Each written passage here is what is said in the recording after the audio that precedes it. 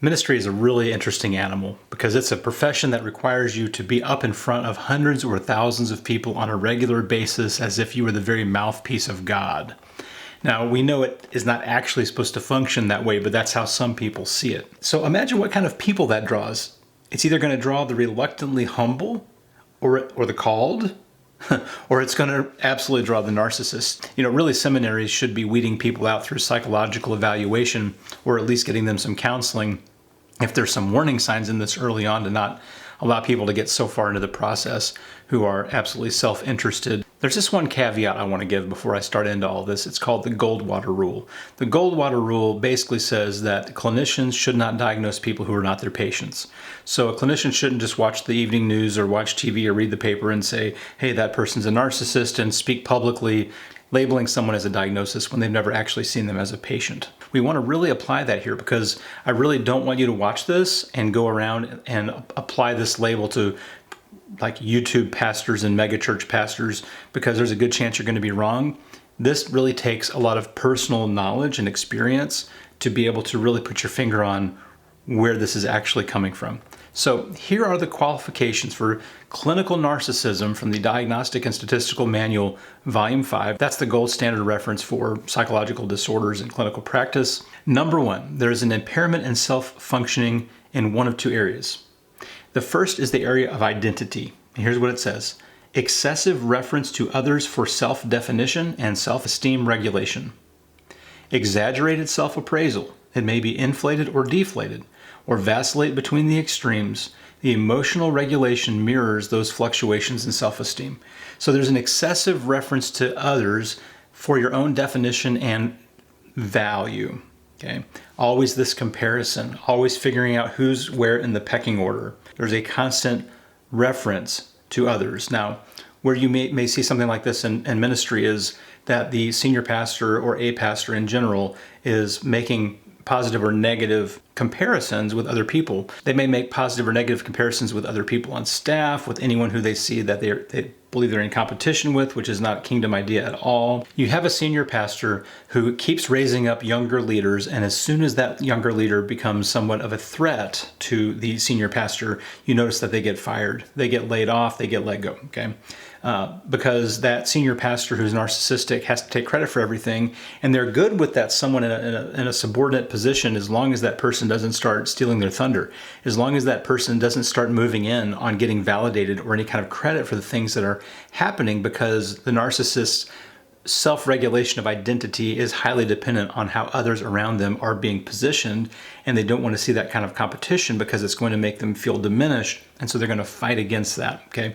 So you may see a high turnover in subordinate staff, that's not the right term, but in those associate roles, youth roles, etc., where the senior pastor is feeling threatened, and so people are getting let go. The second area in the significant impairment in personality function has to do with self-direction. Here's what it says: goal setting is based on gaining approval from others. Personal standards are unreasonably high in order to see themselves as exceptional, or too low based on a sense of entitlement. And they're often unaware of their own motivations. So this person is not interested in a kingdom ethic. This person is not interested in kingdom metrics. They're interested in making goals that will make themselves look the best. So you can look at it and say, like, where is this church headed? And if the senior pastor, his name is all over this, and he is all in this, and it has everything to do with that person advancing their career, advancing themselves, which is a perfectly human thing to do. But these, again, we're talking about extremes. And this is why I warn you against taking these criteria and just going on the internet and applying them to people, because you don't have a relationship and you don't know just how extreme these things are actually being presented in real life. A lot of times, a narcissist does not even appear to be that narcissistic in the public sphere. It's actually things that are going on behind the scenes because they've really learned how to work that system to keep themselves in the proper position. These personal standards that are either unreasonably high, it's like I'm the best, I'm the grandest, or exceptionally low because they're so entitled, because they think of themselves so highly that they think they can get away with murder. Now here's the second part: impairment in interpersonal functioning. And this has two parts. It can be one or the other or both. The first impairment in interpersonal functioning is lack of empathy, impaired ability to recognize or identify with the feelings and needs of others, excessively attuned to reactions of others, but only if perceived as relevant to self. Is this other person's emotional response going to put me in jeopardy? Well, now I'm interested, right? I'm not interested because you're upset. I'm not interested because there's a problem. I'm only interested because your frustration may impact me. Sometimes leaders tend to lack empathy because they are so bought into a calling that they're taking a direction that to be too empathetic could derail that, right? Now you're being reactionary to people's feelings and you're not getting things done in the way that you feel God's called you. So here's where things get really sticky in ministry. Someone who truly feels really called by God might truly be called by God, or someone who truly feels called by God might just be a narcissist parading their narcissism as a calling from God. And they may actually truly believe that it's a God's calling because they're God's greatest gift to mankind and they're entitled to do basically whatever they want because God's called them to such a high calling that the kind of standards that apply to you and me don't really apply to them. They live in a different set of standards. The second part of this impairment in interpersonal functioning after the lack of empathy is intimacy. That says relationships largely superficial and exist to serve self-esteem regulation. So I'm interested in you only so much as you make me feel good about myself. Basically, there is no mutuality in this relationship. It's all about that person and me gaining, that person gaining from the other person whatever they can get out of them. Now, that's the first part. The second part are the pathological personality traits. And here they are. Antagonism, characterized by grandiosity, which are feelings of entitlement, self-centeredness, firmly holding to the belief that this person is better than others and is condescending to others.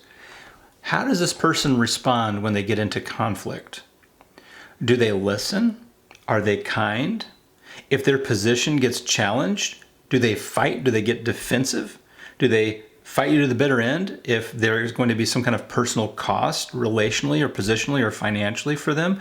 Which again, from a human component, of course we might get defensive if we felt something might cost us personally. We're talking about extremes here, and we're talking about persistent patterns of behavior because this is a personality disorder. It's not just about a few little behaviors, it's about a pervasive way of operating.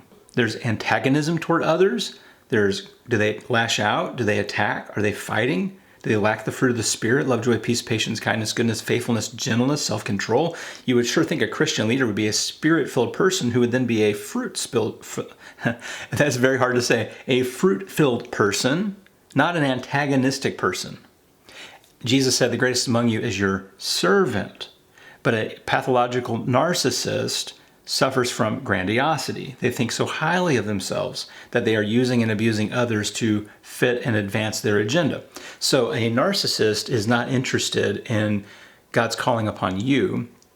A narcissist is not interested in you having a spiritual discernment process for you to evaluate how you are going to be involved in the ministry of the congregation.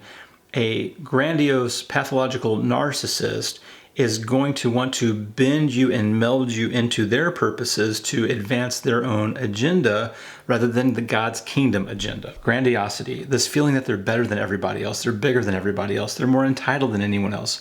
Do you see this person cutting corners? Maybe they're cutting financial corners. They're doing questionable things or making questionable deals. They're not disciplined. They are not someone who fasts and takes submission to God very seriously because they are God. The next part is attention seeking.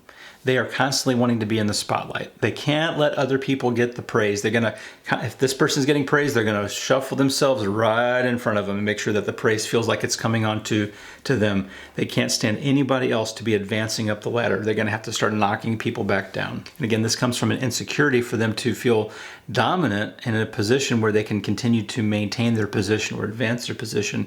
And all you are is someone who's either getting in the way or helping out. And you're going to be evaluated and either favored or neglected based upon your position in their ladder of getting them to the top. And remember, these people will absolutely groom those around them to maintain a system of unquestionability because this person is so exceptional. How could anyone question their motives?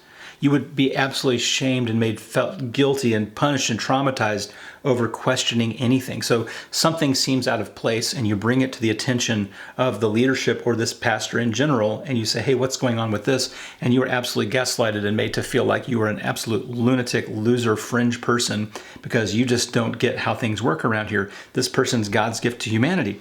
The narcissist will create a culture around them that enables them to perpetuate their position in the hierarchy or the dominance hierarchy, which is such a silly, ungodly, unkingdom principle, but it's pervasive. And there's a lot of this that goes on out there. And I would say probably any Christian minister is tempted by these things, okay? I've been tempted by these things at times. I'm a fleshly person. I'm a human being. We like approval. We like praise. We like to see ourselves advance. That's natural. Again, this is a hardwired, ingrained personality characteristic that is pervasive over time, that meets this cluster of signs and symptoms on a regular, pervasive basis. This is not just about, well, that one time that preacher kind of looked out for himself, or he kind of cut a corner that one time to do this one. It's not about that, okay? We mess up, we sin, we do things that we shouldn't. This is about, again, a pervasive system of grandiosity, entitlement, self-servingness, unrealistically high expectations of self and others, or unrealistically low expectations because this person sees themselves as so high above everybody else that the rules just don't apply. And this person is not going to be a very pastorally minded person because they are more interested in themselves than others. And in their mind, God has called them to a far higher calling than any of us peons. And so they can pretty much do whatever they want because they've been sacrificing more than all the rest of us. Don't you know all these things they've gone through? Don't you know all these sacrifices they've made? And so now they're entitled to treat people poorly. Now they're entitled to cut financial corners. Now they're entitled to twist the truth, right? And to lie and to be deceptive and to gaslight people and to traumatize people. It's really a bad thing. And again, as I'm saying all these things, there may be names that come to mind. There may be faces from the past or your current situation that come to mind.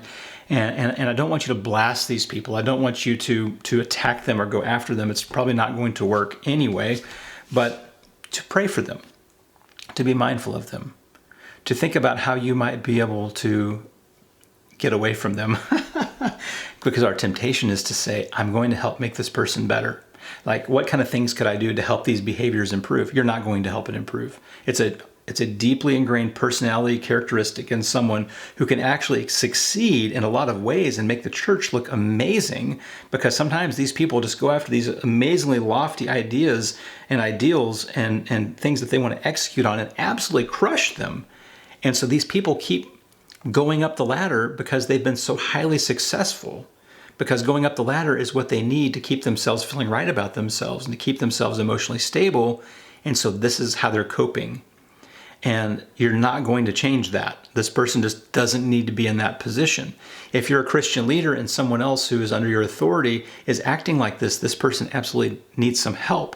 Don't let them keep advancing up the chain and keep coping like this in spiritually unhealthy ways. It's just not going to be a good thing. It's going to result in a lot of hurt and a lot of trauma. Again, if these things could just be addressed and cut off from the Bible college, seminary level, we would see a lot less of this. We have to be training up servant leaders who are willing to die, take up their cross daily. There is no self-aggrandizement in that. There is no manipulating in that. The walls are down. The transparency is set in. We are just like anyone else. And just like Jesus said, after all the things we've done, even after we've done all the best that we can do, we are just humble servants, just doing our duty. A narcissist cannot admit to that. God bless you. Thanks for watching.